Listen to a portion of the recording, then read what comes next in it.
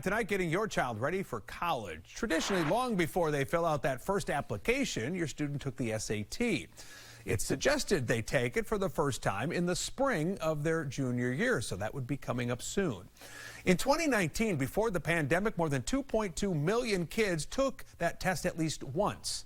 But in 2021, that number plunged, see that, to 1.5 million. The reason?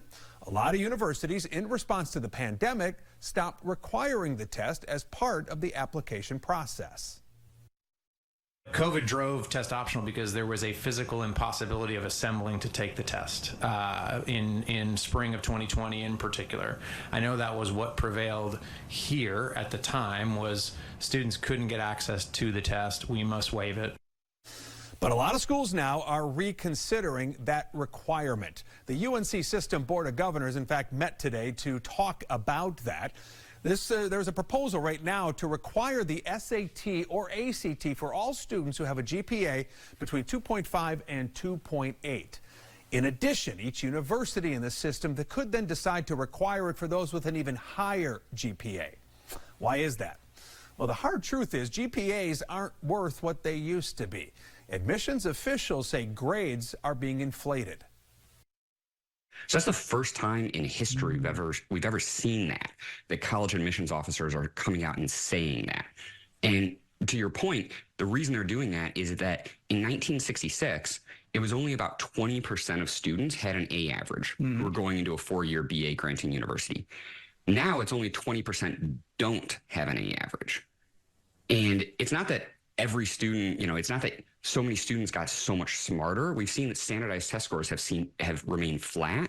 And actually right now, both on really all standardized exams, we're seeing 30-year lows in academic achievement based on standardized metrics. So the highest grades we've ever seen, where 80% have A averages, but some of the lowest standardized test scores we've ever seen. So because of all that grade inflation, an A just doesn't mean what it used to mean when an A was more rare.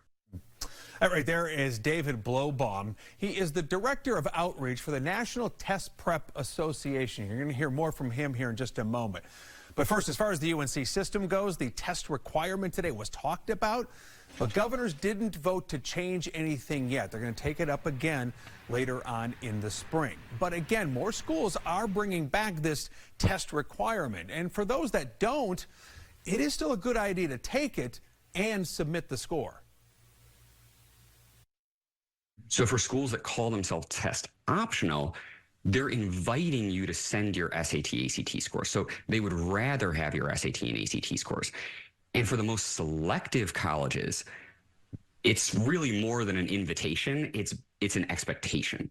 So the top colleges, more than 80% of their enrolled students submitted test scores. For instance, Duke, 93% of enrolled students submitted test scores. That's not very optional. No, it doesn't sound like it. It's why the number of test takers are now rebounding. Remember we told you about 1.5 million students took the test in 2021? Well, last year that number rebounded back up to 1.9 million SAT takers. Now, for those getting ready to take it, there are some changes you need to know about. For one, the test will be done on a computer. No more pencils. A calculator will be included on the provided computer. The test will also be shorter. And it will be adaptive, meaning if you do well at the start of a section, you'll continue to get harder questions. If you struggle, they'll be easier going forward. Yes, exactly. So their score will reflect the fact that they got those easier questions. So they'll get a lower score overall. And the SAT and ACT they're imperfect, but they add to the predictive capacity of how a student will do in college, both first year GPA and graduation rates overall. So their overall score will help colleges understand how well prepared they are for a given college and a given major within that college. There's obviously been all kinds of questions, though, about bias in these tests, right? Just in the questions themselves. Are they addressing that in any way? It's a great question. So there are a lot of disparities in scores between different groups in the United States. But the disparities that we see in the scores on the SAT and ACT, they're the same disparities that we see in all standardized tests scores. So it's not that there's any bias or discrimination within the tests or the test questions themselves. It's that we have an unequal society that has unequal access to education. And so these standardized exams are just measuring and showing and revealing to us how much inequity there is. So with all these changes that are coming here in the test itself, does that change the way students should study for it and prepare for it? So a lot of students are told that the test just measures the test and that they really can't prepare for it, or that it's an aptitude test. All those are myths.